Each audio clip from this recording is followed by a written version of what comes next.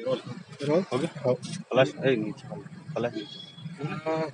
कट्टी बादल वाले जो जमानत याचिका लगी थी उसके आरोपी द्वारा किस तरह का मामला था और क्या मांग की गई थी हमारे इंदौर शहर को संपूर्ण राष्ट्र में ही नहीं बल्कि संपूर्ण विश्व में जिस घटना से शर्मसार होना पड़ा था, जिसे हम सभी टाटपट्टी बाखल प्रकरण के नाम से जानते हैं, जहां पर घटना दिनांक 1 अप्रैल 2020 को paramedical staff, medical staff, police, तहसीलदार, नर्स व आशा कार्यकर्ता कोरोना सस्पेक्ट की जांच हेतु टाटपट्टी बाखल गए हुए थे। वहां पर अपने कार्य का संपादन कर रहे थे।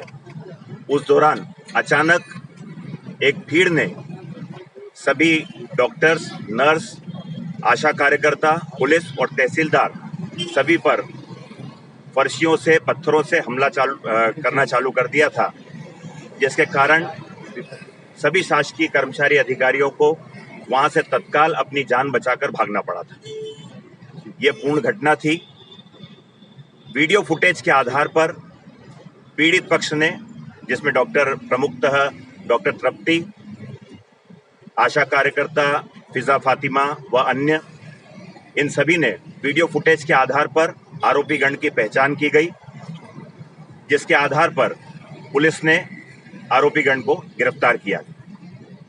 सभी आरोपीगण में से नावेद पिता रईस, शापेश पिता आबिद और शावेश पिता रईस, तीनों निवासी टाटपट्टी बाखल के द्वारा सत्र न्यायालय के समक्ष जमानत याचिका प्रस्तुत की गई थी, जिसमें आरोपीगण के अधिवक्ता द्वारा यह तर्क प्रस्तुत किए गए थे कि तीनों आरोपीगण बेगुनाह हैं, उनके द्वारा कोई अपराध नहीं किया गया है,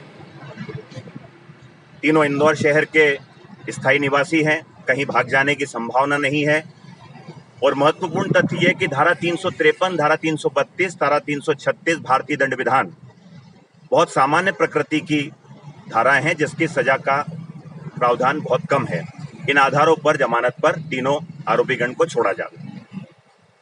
आरोपीगण के अधिवक्ता के तर्कों के विरोध में मध्य प्रदेश शासन की ओर से हमारे द्वारा प्रमुखतः यह तर्क प्रस्तुत किया गया कि यह जो मामला है, इस मामले को केवल सजा के मापदंड के आधार पर ही नहीं देखा जाना चाहिए।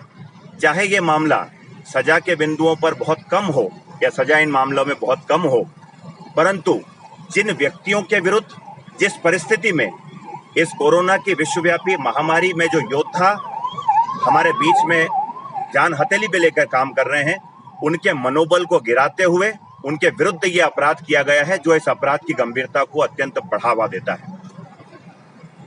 और शासकीय कार्य में व्यवधान जो उत्पन्न किया गया है, पुलिस अधिकारियों के, पैरामेडिकल स्टाफ के, डॉक्टर्स के, तहसीलदार के, सभी प्रशासनिक अधिकारियों को वहां से भागना पड़ा, फोर्स के होने के बावजूद भी, ये अत्यंत निंदनीय है। अपर सत्र न्यायाधीश माननीय श्री शहाबुद्दीन हाशमी साहब के न्यायालय में ये सुनवाई हुई।